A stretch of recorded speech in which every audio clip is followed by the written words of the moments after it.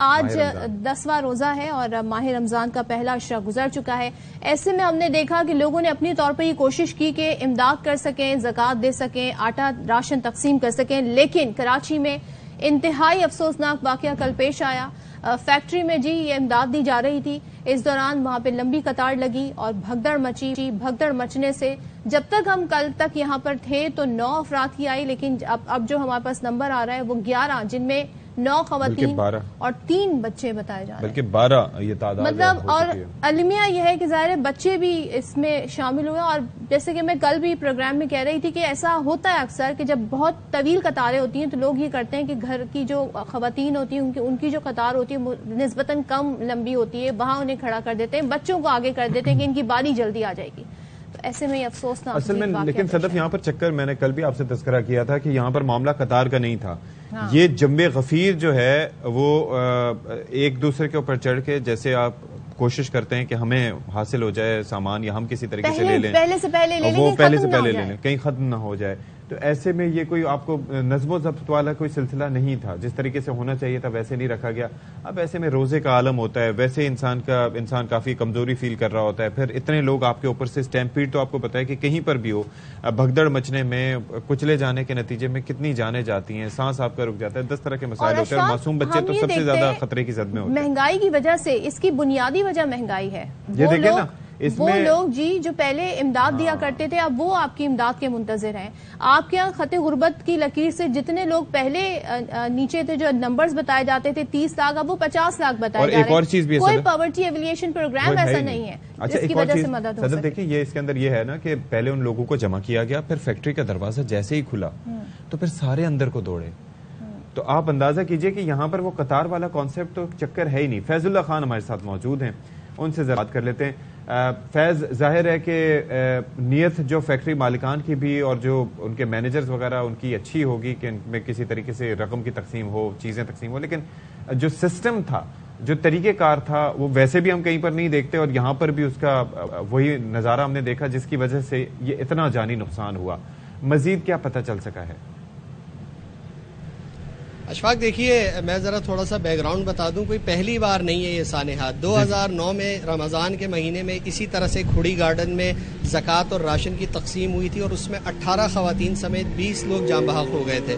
پھر اس کے بعد اسی طرح شور ہوا، میڈیا میں بات آئی، ٹریبیونل بنا، اس کی فائنڈنگز آئیں کہ کس طرح سے اس ڈسٹریبیوشن میں جو ہے طریقہ کار اس کا ہوگا، لیکن وہی والی بات ہے، بات آئی گئی ہو گئی اور اب یہ دوبارہ سانحہ ہوا ہے۔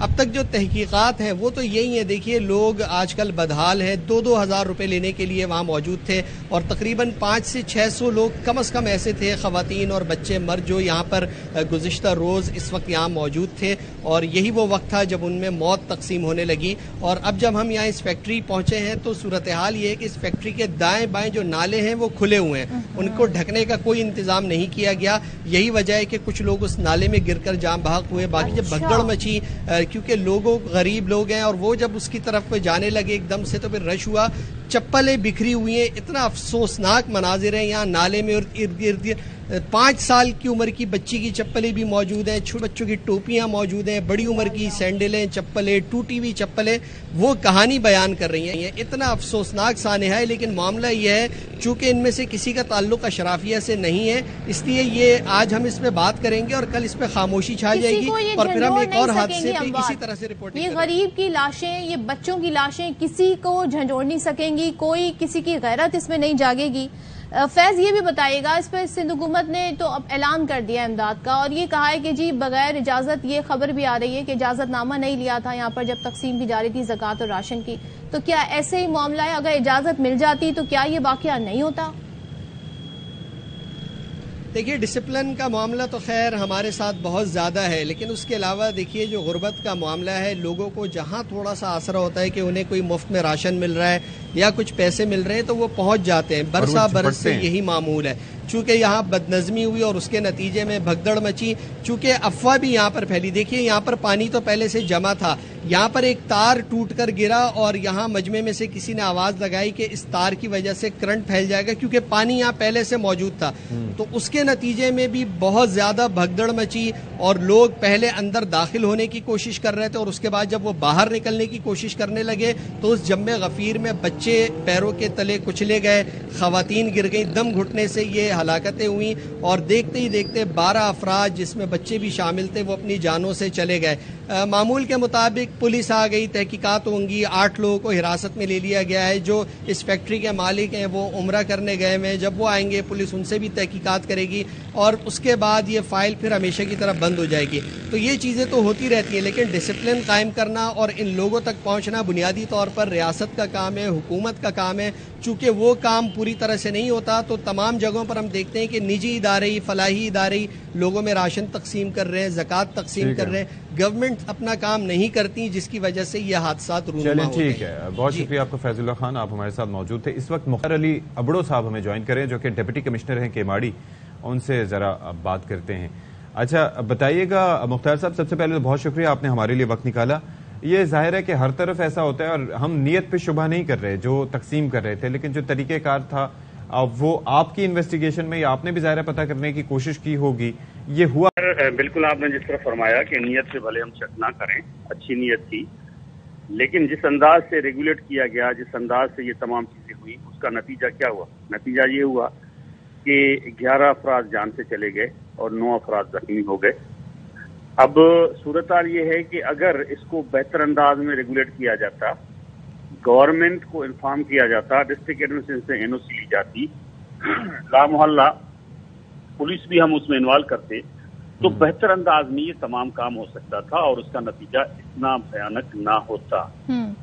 फैक्ट्री के ओनर ने जो है पुलिस को भी नहीं बताया, डिस्ट्रिक्ट एडमिनिस्ट्रेशन से कोई एनओसी नहीं ली और जिन बंदों को बुलाया एक छोटे से प्लाट के ऊपर जो 100, 150 या 200 गज ओपन जो सुरंग नुमा थी उसमें बुलाया और बंदों की तादाद 400-500 से ज्यादा बुलाई। अब ला मोहल्ला वहाँ पर आप छोटे से प्लाट के अंदर मिसमैनेजमेंट हुई। ये आप जरा बताइएगा कि कोई आप बता सकते हैं कि रमजान मुबारक में कोई राशन अगर तकसीम करना चाहे, ज़ाहिर लोग मदद करना चाहते हैं, कोई मैकेनिज्म है, कोई आप प्लान उन्हें दे सकते हैं जी, या कोई ऑफर कर सकते हैं कि आप उनकी किस तरह से मदद कर सकते हैं? देखिए जी, बिल्कुल बात यह है कि देखो कोई भी अगर आप चैरिटी करते हैं या कोई भी आप ज़कात देना चाहते हैं तो इस्लाम के उन तमाम उसूलों को फॉलो करें। सबसे पहले तो आप अड़ोस पड़ोस में देखें जो जिनका हक है, कोई जो आपके रिश्तेदार हैं, उनके घरों तक पहुंचाएं।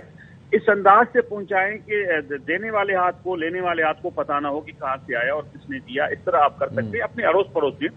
ये तो मेजॉरिटी लोगों को आप इस तरह सड़क के ऊपर या अपने फैक्ट्री के ऊपर बुला रहे हैं। ज़िला इंतजामिया अगर देना चाहे जी बिल्कुल, हमारी तरफ तो यह है कि अगर वो कोई भी चीज बांटना चाहते हैं तो कोई हम ऐसा स्पेस सिलेक्ट करेंगे जहां पर लोगों को राशन की तकसीम जो है पुलिस को लगाकर हम वहां पर डिस्ट्रीब्यूट कराने में हम मदद करा। लेकिन अच्छा मुख्तार साहब, एक चीज ये है कि प्रैक्टिकली दिस सीम्स इम्पॉसिबल। वो ऐसे कि हर रोज ये कोई एक फैक्ट्री नहीं होगी, ये आस पास अतराफ में हर जगह हर दूसरी फैक्ट्री में ये काम हो रहा होगा, डिस्ट्रीब्यूशन हो रही होगी, जगह जगह हम देख रहे होते हैं। माह रमजान है ही तरीकेकार यही होता है लोगों का कि वो तकसीम कर रहे होते हैं। क्या आपकी इतनी, अभी तो आप बात कर रहे हैं, लेकिन आपकी या इंतजामिया की इतनी कैपेसिटी है कि वो जगह जगह पुलिस दे सके या जगह जगह लोगों को फैसिलिटेट कर सके?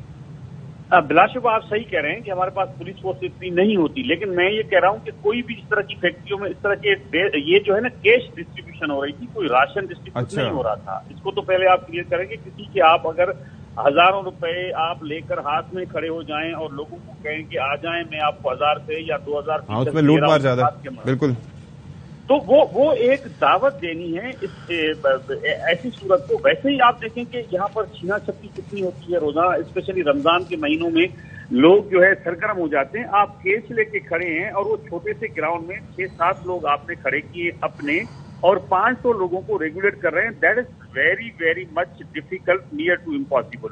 और नतीजा यही निकला। और दूसरी बात यह है कि मेरे पास जो साइट एरिया है वहां पर फैक्ट्रीज हैं, वहां किसी भी फैक्ट्रीज में कोई भी फैक्ट्री ओनर आज तक मेरे नॉलेज के मुताबिक इस तरह नहीं हुआ कि लोगों को बुला के कैश डिस्ट्रीब्यूट किया और कोई इस तरह का वाकया हुआ। लेकिन ज़ाहिर है चाहे वो आटे का हुसूल हो, चाहे वो 2000 रुपए हो, इतनी सस्ती کسی کی بھی جان کی قیمت نہیں ہو سکتی، اور لوگ اس پوائنٹ اس نہج پر آئے ہی کیوں کہ انہیں ان قطاروں پہ لگنا پڑا اور اپنے پیاروں کو کھونا پڑا۔ بہت شکریہ، ہمارے ساتھ مختار علی ابڑو صاحب موجود تھے، اپنی طرف سے انہوں نے بتایا کہ جی کیسے یہ ہو سکتا ہے۔ اچھا ویسے یہ ایک لوگوں کی، میں نے آپ سے وہی کہا نا، راشن کا معاملہ تو راشن تو کہیں سے بھی مل جاتا ہے، لیکن وہاں پر ایک آپ کا لمیٹڈ ایک چکر ہوتا ہے۔ آپ کو پتا ہے کہ کئی جگہ پہ لوگ ایک ساتھ کئی تھیلے لے کے پھر ان کو فروخت بھی کرتے ہیں۔ اب یہاں پر چکر کیا تھا، جس طرح سے انہوں نے بتایا، یہ کیش تقسیم ہو رہا تھا۔ اب کیش ڈسٹریبیوشن میں تو آپ کو پتا ہے کہ وہ پھر ایک الگ ہی مینٹیلٹی لوگوں کی آ جاتی ہے، اور ظاہر ہے کہ دوسری جانب سے بھی غفلت ہوئی۔